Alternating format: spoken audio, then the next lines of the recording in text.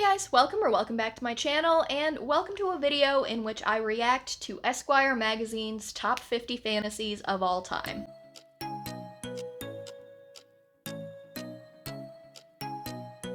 Okay, so early last month, I think it was around the beginning of March, Esquire put out an article, and I have no idea what it is based on. I have no idea what their criteria was for determining this, or if it's just the author that wrote its opinion. They put out an article entitled The 50 Best Fantasy Books of All Time. So I thought that I would scroll through this with you guys and have a quick little reaction video to see what I think. So yeah, let's just start. Alright, so I'm using my tablet to look at this, and it looks like this was written by Adam Morgan. Fantasy is the oldest genre of literature. For this list, we concentrated on novels that are primarily fantasy, which is why you won't see genre straddlers like A Wrinkle in Time or The Book of the New Sun. We only included books originally published as a bound book on paper, which ruled out classics like Journey to the West and 1001 Nights and ensured they were currently and easily available in print. We also limited the list to one book per author to avoid crowding it with multiple titles in the same series. I do like that. I think that the Time list had multiple authors on there, and honestly, like, there's a lot of authors that you could say are at the forefront of the genre, and if you just picked them, you could easily come up with 50 if you used everything in their backlist. So I do like that. While all lists are subjective, we emphasize books that brought something new and innovative to the genre, books that inspired other fantasy writers as well as readers. In ranked order, here are the best fantasy books of all time. Okay, though, right off the bat though, The City of Brass by Chakraborty is at the bottom of this list. I have problems with that. I really enjoyed The City of Brass. I gave it 4 or 5 stars when I read it. Obviously, I have not moved on to the rest of the series yet, but it's on my list to do it, and it should be higher. Next on here is The Night Circus by Erin Morgenstern. Honestly, you guys know how I feel about The Night Circus, so I'm not really gonna harp on that again. The Buried Giant by Kazuo Ishiguro. I don't know what this is. Dark Ages after the death of King Arthur. A mysterious mist prevents Britons from storing long-term memories. Okay, that sounds fascinating, and King Arthur is one of my trigger words for fantasy. So, excuse me while I go and write that down, because that sounds fantastic. And it won a Nobel. The Library of Mount Shar by Mount Hawkins. I think I've heard of this before, but I don't really know anything about it. 11 siblings live together in the house of her father, immortal man whose library grants them special powers. That's all they're gonna tell you. That kind of makes me nervous though, because like if that's all that they're gonna tell you, maybe there's not an actual plot and it's a very atmospheric read, which is why I didn't like The Night Circus. Ring Shout by P. Jelly Clark. I think this is a novella. Yeah, okay. In Clark's harrowing novella, white supremacists summon demonic entities when Birth of a Nation premieres in 1915. I started the audiobook for this, I think, but I got distracted and I never went back to it. It's on Scribd, I'm pretty sure. I was very interested in it, and I do mean to go back to it at some point, but I've heard a lot of really good things. The Other City by Michal Aves. Ajvez? I don't know how to say that. I apologize. Translated into English in 2009. Challenging but immensely rewarding novel set in Prague. Interesting. Yep, I don't know. I haven't heard of a lot of these. Maybe I'm not the best person to be reacting to a 50 best fantasy books of all time in that case. The Sorcerer of the Wild Deeps by Kai Ashanti Wilson. That is quite the cover. That is really throwing me back to some 90s fantasy covers, maybe a little bit of like romance covers mixed with I'm getting a very Xeno warrior princess feel from it. Let's see. Another Strange Forest is at the center of The Sorcerer of the Wild Deeps, Kai Ashanti Wilson's 2015 novella about 2 men descended from dead gods. I mean, I'm going to start reading The Steel of Wraithgar soon, which is the first book in the Gondolara cycle, and that's got a very cheesy old fantasy cover, so I can't really judge this very well. The Unfinished World by Amber Sparks. Form, genre, and archetypes in this nuanced collection of short stories. Yep, I haven't heard of that one either. Witchmark by C.L. Polk. 2019 World Fantasy Award for Best Novel. Is set in a secondary world similar to Edwardian England and ruled by noble families with magical powers. The setup is fantastic and the characters are nuanced, but the book really shines in the latter half thanks to a series of revelations you'll never see coming. Okay, I know that I was knocking the Time fantasy list of like best fantasy books or whatever. I'm going to continue knocking it because these really look like they're putting effort into talking about authors of color and authors that are not generally put on these kinds of lists, whereas the Time fantasy list seemed a lot like authors because they voted. I think they got like a panel of fantasy authors to judge on who should be on the list, and that one felt very nominating our friends kind of a feel. I know I'm only 8 books into this list, but I am definitely not getting that vibe out of this one. What I am getting out of this one is an urge to write down every every single one of these books that I haven't read and go on and read them. So this is gonna turn more into like a my future TBR video than anything else, I think. Tales of Falling and Flying by Ben Laurie. Very short stories are a genre unto themselves. Fairy tales, fantasy vignettes, and absurdist sketches. Interesting. That's quite the cover. There's a lot going on there. What Should Be Wild by Julia Fine. Debut novel opens with some of the most stunning first lines of all time. They grew me inside of my mother, which was unusual because she was dead. Yep, that's an opening line. Okay. Interesting. I don't hate it though. Oh, alright. For the first time since the first 2 books, we have one that I have read, A Darker Shade of Magic by V.E. Schwab. This ends up on a lot of these lists. It's not unwarranted. I enjoyed A Darker Shade of Magic. I do plan to continue with the series. I have the next one somewhere. I liked it. It was interesting, the different layers of London or whatever, the different versions of London. So yeah, I really, it seemed very interesting. It's not something I've ever read before, and I think that this is a warranted place on this list. The Vore by Brian Catling. A dark, polarizing novel filled with passages of exquisite beauty and heartache. Shortly after World War I, an English soldier arrives in the African city of Essenwald, which was transported brick by brick from its original location in Germany, as a base camp for his journey across a vast, unmapped forest, armed with a bow made from the bones and sinews of his dead wife. That's gross. Tigana by Guy Gavriel Kay. This, Q and TG over on their channel, they haven't made videos in quite some time. I'm not sure what's going on there, but I still love the ones that they have up. They loved Tigana.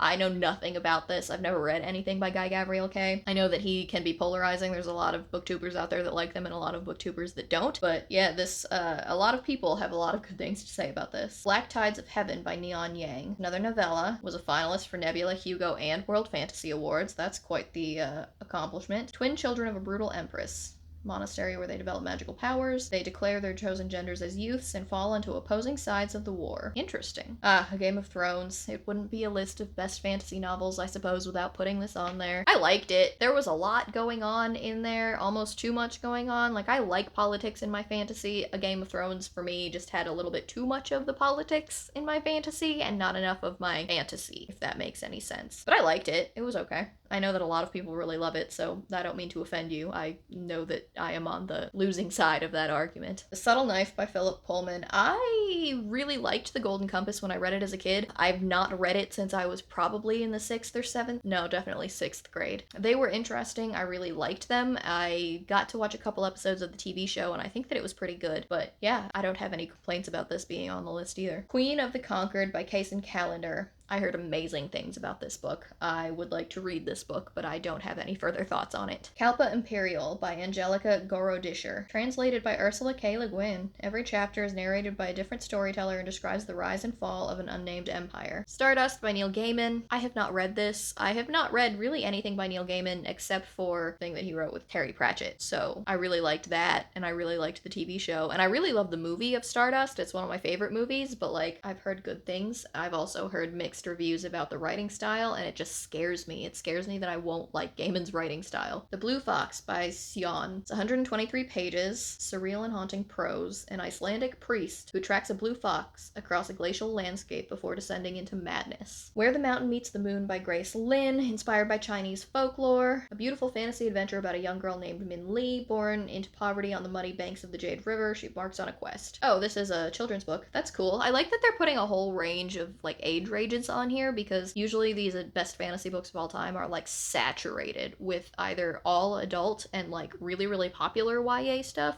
I don't think I've ever seen a children's book on a best fantasy list. Get in Trouble by Kelly Link. Fairies, vampires, ghosts, superheroes, astronauts, and other imaginary beings populate these 9 stories. There's a lot of short story collections on this, I'm noticing. Redemption in Indigo by Karen Lord. I don't know anything about this either. Fictional Caribbean village based on a Senegalese. I have no idea if I'm saying that correctly. Folktale about a woman who leaves her terrible husband. Oh, Boundary Side by Robert Jackson Bennett. Y'all know I love Foundry Side, so there's absolutely zero argument for me on this being on here. I am getting ready to read Blocklands because I was fortunate enough to receive an arc of it, so yeah, your girl is pretty excited about that. Witch Moon Spider King by Marlon James. Second book in a Dark Star trilogy. They haven't had any second books on here yet until this one, I don't think. That's interesting that they didn't do the first one. I wonder if the first one they don't think is as good. 177 years earlier, before catching up to the same events of the second book. The Drowned Life by Jeffrey Ford. A case could be made for nearly all of Ford's books in his 2008 short story collection. Might be his finest work to date. Dark and dreamlike stories. Uprooted by Naomi Novik. Everybody's heard of this at this point. I have heard very mixed things, and the people that I have listened to, whose reviews I trust, that have like the same reading tastes as me, don't like it, so I think that if I'm gonna read anything like this by Naomi Novik, I'm gonna go for Spinning Silver over Uprooted. The Bird King by G. Willow Wilson. Best known as the comics writer who relaunched Ms. Marvel as Kamala Khan, Wilson is also an exceptional novelist, as evidenced by this richly imagined tale of platonic love between a concubine and a mapmaker. Cool, that sounds interesting. Also, I love Ms. Marvel, so that's high praise. The Changeling by Victor Lavalle straddles the line between fantasy and horror. A rare book dealer named Apollo Kagwa, whose wife does something unthinkable before disappearing. A journey through a fantastical alternate New York that coexists with our own, so that's cool. The Way of Kings by Brandon Sanderson, of course. Everybody's heard of The Way of Kings at this point. I 100% believe that it does belong on this list. Again, no argument from me here. I would like to know why they specifically chose Way of Kings instead of some of the other things. I mean, he's got short stories that have won many awards. I mean, like Emperor's Soul, which is one of my personal favorites, so that's interesting. I agree, I love Way of Kings. It's not my favorite out of all of the ones that he has written, so if we're going with second books in series even, I would definitely have picked Words of Radiance, because that's my favorite book in the Stormlight Archive. The Shadow Rising by Robert Jordan. Okay. The first book suffers from glacial pacing. I can agree with that. The fourth and the longest book, The Shadow Rising, is the most exciting and innovative. I made it through book 4, at least, so there was a lot going on. I remember that. I don't remember anything else about the plot, though, but I can't dispute or agree with this either way. Ozma of Oz by L. Frank Baum. This is the author of The Wizard of Oz. In Dorothy's First Journey, she encounters the earliest humanoid robot in fiction, TikTok. Okay. Once and Forever by Kenji Miyazawa, translated by John Bester. Kenji Miyazawa wasn't well known in Japan until after his death. It has since become a classic. Miyazawa's earlier short stories are even more enchanting. The talking animals and fairy tale forests of Once and Forever reward multiple readings thanks to Miyazawa's poetic prose, subversive twists, and unforgettable imagery. That's a pretty cover. The Voyage of the Dawn Treader by C.S. Lewis. I'm really not a Narnia fan, so I don't really have anything to say about any of these. I read the first couple of books. I watched the movies as a kid, but that's really my only exposure to the entire Narnia world, so I don't really have any opinions on that. The Palm Wine Drinkard by Amos Tutuola. A wealthy Nigerian man travels to the city of the dead in Amos Tutuola's 1952 magnum opus. The first African novels translated into English. That's cool. When his personal palm wine supplier dies, the unnamed man goes on a quest to bring him back to the land of the living. Latro in the Mist by Gene Wolfe is a collection of 2 stories, I think, narrated by a mercenary in ancient Greece whose head injury prevents him from making new memories or remembering old ones. That's the second book on this list, I think, that has that trope. The Bloody Chamber by Angela Carter. 10 stories from the English writer Angela Carter were collected in 1979, foundational text for feminist fantasy, examines and subverts the way women are treated. Kindred by Octavia E. Butler. This one is classified as grim fantasy. She published it in 1979, and it's about a 20th century black woman in California who travels back in time to a slaveholding plantation in Maryland. I have wanted to read this for a long time. Everybody talks about this one as one of Octavia Butler's best works, and I have been wanting to get into Octavia Butler for a very long time, so I think I might start with this because that sounds fascinating and awful, like actually terrible at the same time. Children of Blood and Bone by Tomi Adeyemi. Everybody's heard of this, I would assume, at this point. I have had it on my TBR for a while. I don't actually own it, though. I've wanted to read it for a long time. I heard a lot of people not liking the second book nearly as much, so I don't know. I'm gonna wait and maybe see, because I think that it's in the works for an adaptation, so I might see if I like that before I actually read this. I know, that's sacrilege on BookTube. Mist, the Book of Atris by Rand Miller, Robin Miller, and David Wingrove. I've definitely seen this in bookstores before. One of the most underappreciated books in the genre, a wildly inventive and awe-inspiring work of fantasy on par with Tolkien, Le Guin, and Jemison. That is high praise.